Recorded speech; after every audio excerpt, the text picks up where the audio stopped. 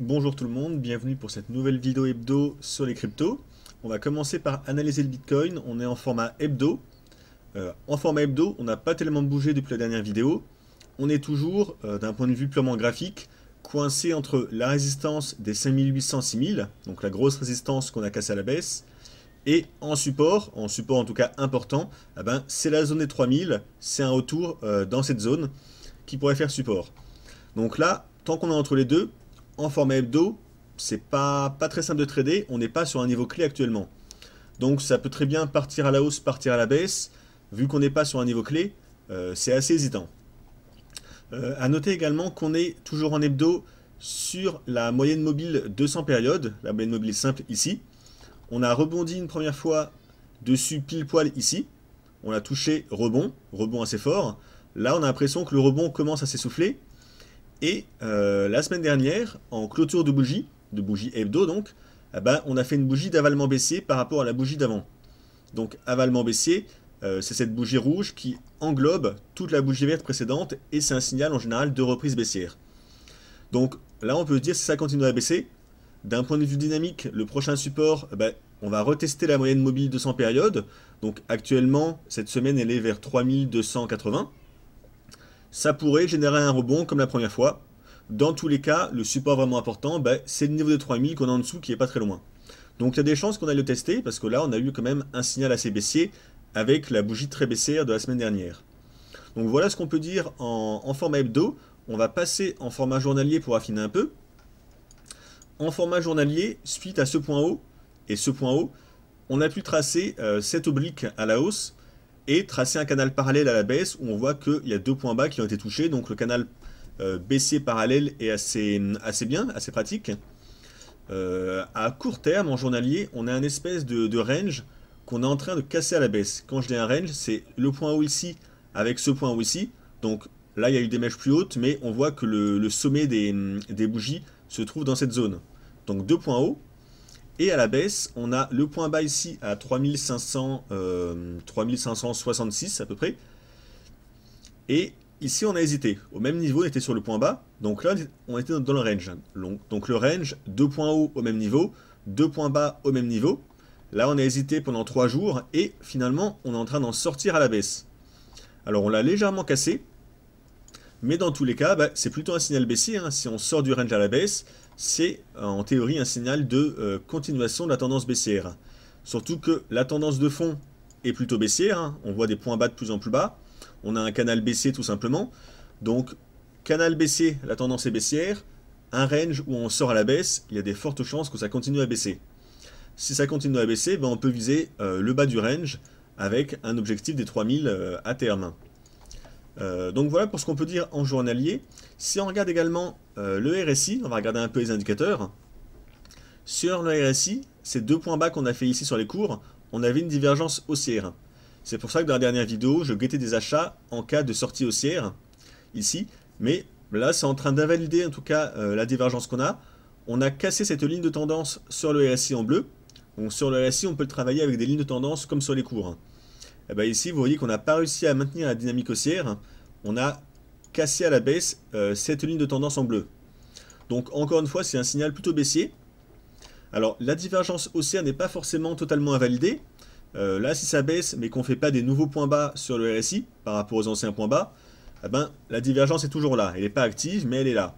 Donc dans le scénario haussier, si jamais, donc là je dis bien si jamais, pour l'instant c'est pas d'actualité pour moi, si jamais on sortait de ce canal baissier à la hausse, il y aurait toujours une bonne chance que la divergence haussière s'active et il faudrait tenter des achats. Mais là, vu qu'on a pas mal de signes baissiers, donc sortie du range ici à la baisse, signal baissier, plus cassure de RSI, signal baissier, plus une tendance de fond baissière, ça fait quand même beaucoup d'éléments baissiers. Donc je pense que pour l'instant, les scénarios haussiers, il faut les mettre en pause. Et il faut laisser les cours baisser parce qu'ils nous donnent pas mal de signaux de baisse. Donc on ne va pas se placer en contre-tendance.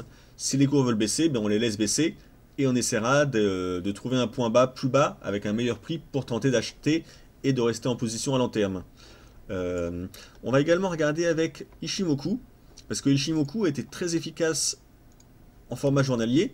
Donc avec l'Ichimoku, je ne vais pas réexpliquer l'indicateur, je l'ai déjà fait dans d'autres vidéos. on a principalement ce nuage, ce qu'on appelle le Kumo avec Ishimoku, c'est l'indicateur de la tendance. Tant qu'on est sous le Kumo, donc quand je dis on est, c'est les cours sont sous le Kumo, on estime que la tendance est baissière. Et le Kumo, c'est une résistance à la hausse. D'ailleurs, on voit que là, ça a parfaitement fait résistance. Si on regarde bien en détail, cette bougie impulsive a clôturé juste sous le Kumo, donc résistance. La bougie suivante a testé le Kumo, elle a rebaissé. Les bougies suivantes, ça a vraiment hésité.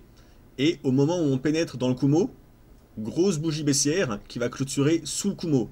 Donc c'est vraiment un rejet du nuage qui fait résistance. Là, on longe le nuage 2-3 jours. Et là, pouf, ça repart à la baisse. Donc on voit que le nuage fait très bien résistance. Donc là, les cours pourraient très bien longer le nuage comme ça. Donc faire un espèce de pullback sous le range qu'on a cassé. Donc le point bas ici, là on est en dessous. On pourrait bien retester à la hausse, faire des petites mèches hautes comme ça, en restant sous le nuage, avant que ça reparte vraiment à la baisse. Donc là, ça me rassure pour ceux qui veulent vendre, c'est qu'on a une forte résistance avec le Kumo au-dessus de nous. Et le Kumo marche très bien. Si on regarde un peu plus l'historique qu'on a pour le Kumo, bah, vous voyez là, on était sous le Kumo, on l'a testé, ça baisse, on reteste, ça baisse, on le reteste, et à chaque fois il fait baisser les cours. Donc vu qu'on est collé en dessous, on peut se dire qu'on a une forte résistance au-dessus de nous, et c'est pour ça que là il faut privilégier des ventes maintenant, parce que malgré la divergence du RSI, on n'a pas eu de breakout haussier ici, donc tant pis pour les achats. Et maintenant, on repasse vraiment en tendance baissière. Donc là, il faut plutôt viser des ventes. Si on vise des ventes, bah, le niveau ici est pas mal hein, pour tenter des ventes. Vu qu'on sort de ce range à la baisse ici, petit breakout baissier, bah, le niveau peut être pas mal pour vendre, pour viser bah, les 3000 en objectif final. Si on vend ici, il faut un stop un peu au-dessus, hein, vers les... alors là, ça dépend vraiment de votre exposition. J'ai peur qu'on fasse des petites mèches à l'intérieur du nuage. Ça, c'est assez fréquent. Donc, ne collez pas votre stop à quelques points au-dessus. Mettez-le un peu large, peut-être vers les 3800. Ça me paraît un bon compromis pour pas être sorti par des mèches hautes si on fait un pullback. Avec bah, les 3000 en objectif. Ce qui fait un ratio rendement-risque qui est pas mauvais. Hein. Là, il faut attendre que ça monte un peu. Si on arrive à vendre par là avec un stop vers les 3800, on a dit. Un objectif à 3000, ça fait un ratio rendement-risque supérieur à 3,5, presque 4. Donc ça nous permet même de, si on veut mettre le stop un peu plus haut, pour être sûr, c'est un trade qui a un bon ratio rendement-risque, donc en termes de money management, bah, les ventes peuvent se tenter ici. On va affiner en format 8 heures. En format 8 heures, on voit bien le breakout ici, du bas du range à ce niveau-là. Et si on regarde un peu le volume, on voit qu'on a en plus un pic de volume ici, sur la cassure. Donc, quand on a des pics de volume sur les cassures, sur les breakouts, en général, ça les renforce et ils sont d'autant plus valides. Ça veut dire que c'est pas un piège. Donc là, comme je disais avant, biais baissier. On peut même essayer de vendre, c'est un niveau intéressant. Par contre, attention à quelque chose, on a un AB égale CD. Donc, je vais le tracer à l'écran. Donc AB égale CD, c'est une figure harmonique, c'est simplement la taille de cette baisse qu'on a ici. Si je la reporte au niveau de la correction haussière qu'on a là, ça nous ramène à ce niveau-là, c'est le niveau 1. Et ça complète l'AB égale CD, enfin ça compléterait si on le touche ici, donc c'est à 3435. Et en général, c'est un pattern acheteur dans ce sens. Ça veut dire que si on atteint ce niveau, peut-être que ça pourrait générer un petit rebond. Donc attention, à la limite, si vous voulez être très prudent, vous pouvez attendre ce niveau. Si on l'atteint et que ça rebondit, eh ben, peut-être qu'on viendrait faire un pullback sous la zone donc, des 3500, 3580. Et ça pourrait être un niveau intéressant pour vendre. Ce pattern acheteur, je ne vais pas essayer de l'acheter personnellement, parce qu'on est en tendance baissière, assez clair, assez propre. On a eu pas mal de signaux baissiers. Donc c'est pas parce qu'on a un petit pattern acheteur qui apparaît qu'il faut se mettre à acheter à tout va. Pour moi, ça indiquerait plus une petite correction haussière type pullback avant que ça reparte vraiment à la baisse. Donc voilà pour ce qu'on peut dire pour le Bitcoin. Donc pour résumer, vu qu'on n'a pas réussi à casser des niveaux importants ici, qu'on n'a pas fait de breakout haussier majeur, et qu'on est sorti du range ici à la baisse, et ben maintenant on a un biais baissier sur le Bitcoin et on va essayer de viser les 3000. Donc bien sûr, il faudra mettre le plan à jour selon ce que vont faire les cours dans le futur. Mais pour l'instant, on a des signaux baissiers. Donc on joue à tendance et on essaie de passer vendeur pour viser les 3000 sur le plan général. Alors sur l'Ether face au dollar, malgré 3 semaines de hausse ici, ben, aucune résistance importante n'a été cassée. J'avais déjà montré ce graphique avec à plus court terme ici un canal baissier en noir. Ici c'était l'ancien point bas. Ben, malgré les 3 semaines de hausse, on n'a même pas retesté l'ancien point bas. Donc on n'a même pas fait un pullback sous l'ancien point bas et ça repart à la baisse. Donc la tendance baissière reprend ses droits encore une fois. Ici on a un chandelier d'avalement baissier. Donc il a complètement avalé la bougie hebdo précédente. Donc pour moi c'est le retour de la baisse. Donc malgré la hausse, pas de résistance cassée, pas de niveau intéressant cassé. Là la baisse reprend. Donc maintenant il faut attendre. Ce qui serait un signal haussier, c'est comme ce qu'on avait vu dans la dernière vidéo, c'est une sortie à la hausse de ce canal baissier. Donc il faudrait qu'on casse maintenant les 172 pour sortir du canal à la hausse. Donc c'est vraiment pas d'actualité, surtout avec une bougie comme ça sur la semaine précédente. Donc là pour moi ça va continuer à baisser, on pourrait très bien retourner tester le bas du canal. Donc selon le rythme, ça nous ramènerait peut-être vers vers des niveaux très bas, vers les 25, c'est jouable. En tout cas d'un point de vue chartiste graphique, ça serait le niveau du bas du canal. Donc j'ai pas envie de me placer face à la tendance baissière. Donc là je vois rien à faire, pour moi ça va continuer à baisser. Et au cas où, ce qu'il faut guetter pour la hausse, c'est si on sort à la hausse de ce canal. Donc voilà, neutre sur l'Ether, malgré la hausse récente du dernier mois, on n'a pas eu de signal d'achat. Alors sur le Litecoin face au dollar, on avait une épaule tête épaule inversée, ici en vert. Là on avait cassé la ligne de coup, donc breakout haussier, c'est ce qui normalement valide la figure. L'objectif de cette épaule tête épaule, c'est la taille de la tête reportée au niveau de la ligne de coup ici. Donc c'était cette taille reportée à la cassure à ce niveau-là. Donc là, pour moi, c'était un faux breakout, malheureusement. On a bien cassé ici la ligne de coup. Donc la figure était normalement valide, le pattern. Mais on a hésité et finalement, on a rebaissé, on a recassé la ligne de coup ici dans l'autre sens. Donc on peut faire des throwbacks, retester la ligne de coup. Mais si on la recasse profondément comme ici, en général, ça invalide la figure. Donc là, faux signal, ça arrive sur les figures chartistes, elles ne marchent pas 100% du temps. Ici, on a cassé cette oblique en bleu depuis quelques jours. Donc là, pour moi, l'épaule tête épaule n'est plus d'actualité, elle a été invalidée. Donc là, on repasse en tendance baissière. Et si on dézoome un peu son graphe, on va passer en format hebdo. En format hebdo, on a ce canal parallèle baissier, donc tracé avec le point bas ici et là. Ça nous fait cette oblique haute et là on voit que l'épaule tête épaule a échoué sous l'oblique. C'est ce qu'on voyait ici, on a hésité avec le faux breakout, ça repart à la baisse. Donc maintenant la tendance baissière a repris ses droits. En plus on voit que sur la semaine dernière on a une bougie englobante baissière ici. Donc la bougie rouge hebdo qui avale complètement la bougie verte d'avant et qui clôture plus bas. Donc ça c'est un signal de reprise baissière en général. Donc un chandelier baissier à l'intérieur d'un canal lui-même baissier, vous comprenez vite que la tendance est vraiment repartie à la baisse pour l'instant. Pour ceux qui veulent guetter des achats, pour moi le niveau prudent c'est d'attendre une sortie de ce canal en bleu. Si on le recasse à la hausse, ça pourra indiquer la reprise de la tendance haussière. Tant qu'on ne l'a pas cassé à la hausse, avalement baissier plus canal baissier, la tendance est baissière, ça pourrait très bien retourner en bas, faire des nouveaux points bas, tester le bas du canal. Donc pour moi, il ne faut pas jouer en contre-tendance, la tendance est baissière, il faut attendre vraiment un signal haussier.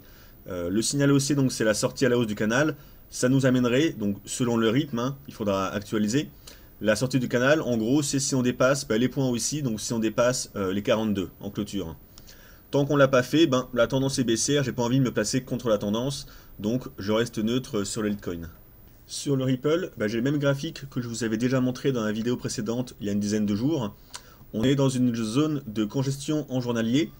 J'avais dit qu'au milieu de la zone de congestion, c'était pas intéressant à trader parce qu'on était au milieu de nulle part. Et le plan c'est le même pour moi, attendre une potentielle baisse jusqu'en bas de la zone de congestion, donc jusqu'au point bas qui ont été testés ici, là, là et là. Donc c'est la zone vers les 26, entre 27 et 25 en gros, c'est une zone assez large. Si on la teste, donc là c'est bien parti, c'est un niveau intéressant pour vouloir tenter un achat en jouant le rebond sur le bas de la zone de congestion et pour viser un rebond sur le haut de la zone vers les 55. C'est le plan le plus logique et c'est le plan qui offre le meilleur ratio rendement-risque en tout cas. Si jamais on veut tenter un achat dans cette zone, qu'on vise le retour en haut avec un stop un peu large pour éviter les mèches en dessous, ça nous donne un ratio rendement-risque qui est quand même excellent dans les 3,5. Ça veut dire qu'on la taille du stop qu'on risque, bah, on a 3 fois 0,5 plus d'espérance de gain si le take profit est touché. Donc c'est un bon trade à faire, c'est un support assez clair. Donc il faudra voir si on le teste, ben, ça peut être un niveau intéressant pour tenter de passer à l'achat dessus. Sur iOS en dollars en forme hebdo, bah, je vois aucune raison de vouloir acheter ici. On est sous cette énorme résistance ici des 4,20. On est en dessous, donc on ne va pas acheter sous une grosse résistance. Il faudrait qu'on repasse au-dessus pour passer acheteur à long terme. Ça pourrait continuer à baisser jusqu'au prochain support, ici la zone de congestion, vers les 0,5-0,6. Donc ça peut encore bien chuter. Je vois aucun signe de reprise. Si on regarde rapidement en format journalier, en journalier on pourrait peut-être avoir un espèce de range ici, donc point haut, point haut, point haut, point bas. Ici on reteste le point bas du même niveau, on l'a un peu cassé à la baisse. Donc soit ça rebondit maintenant et ça fait un espèce de range, donc dans ce rectangle, mais à mon avis c'est peu probable, toutes les cryptos s'orientent à la baisse, à mon avis on va casser l'ancien point bas ici à la baisse, et on va continuer à baisser par la suite. C'est pour ça qu'au niveau achat sur iOS, je vois rien d'intéressant. En format hebdo, c'est extrêmement baissier. En journalier, ça va repasser baissier bientôt si on casse l'ancien point bas ici, vers les 2,30. Donc pour moi, je vois aucune raison de vouloir passer acheteur pour l'instant sur iOS. Et on va finir avec Stellar qui est comme les autres cryptos orientés à la baisse. On est toujours sous cette énorme résistance ici qu'on avait cassé à la baisse. À plus court terme, on a un canal parallèle ici en orange, un canal baissier, donc encore une fois la tendance baissière. On l'a retesté là, on voit qu'il y a eu un rejet assez fort sur le haut du canal, donc là on repasse en tendance baissière. Toujours en journalier, on voit qu'on est en train de tester un niveau et même de le casser à la baisse, ce niveau ici. L'ancien point bas ici, là et là la mèche. On est en train de le casser à la baisse. On a fait une mèche piégeuse à la hausse ici, un bull trap. Eh ben, ça n'a pas tenu, ça a baissé, là on est dessous.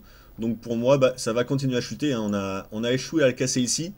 Forte impulsion baissière, petit breakout ici de ce support.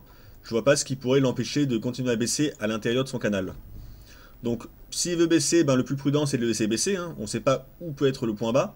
Ça peut baisser jusqu'en bas du canal, ça peut rebondir peut-être à l'ancien point bas ici qu'on a à ce niveau-là. Enfin ça, c'est trop dur à prédire, je ne vais pas m'avancer là-dedans. Dans tous les cas, ce qui nous intéresse, c'est à quel niveau on pourrait vouloir repasser acheteur. Eh ben, comme pour les autres cryptos, vu qu'on a un canal baissier comme ça assez propre, il faut attendre une sortie haussière de ce canal. Donc selon le rythme, le niveau changera. Actuellement, il faudrait qu'on repasse vers les 0,17 pour estimer qu'on a recassé le canal haussier, le canal baissier à la hausse. Si jamais on le casse à la hausse, donc il faut bien attendre le breakout, hein, une clôture de bougie à la hausse, eh ben, l'objectif qu'on peut viser, c'est un retour sous la résistance, ici la forte résistance hein, qu'on a, donc un retour vers les 16,30 en gros. Donc ça pourrait faire un trade si jamais on le casse à la hausse. Dans tous les cas, pour l'instant, il n'est pas cassé à la hausse, on a plutôt des signaux baissiers, donc attendez vraiment une cassure nette et franche de ce canal pour tenter de vous positionner à l'achat si vous voulez acheter.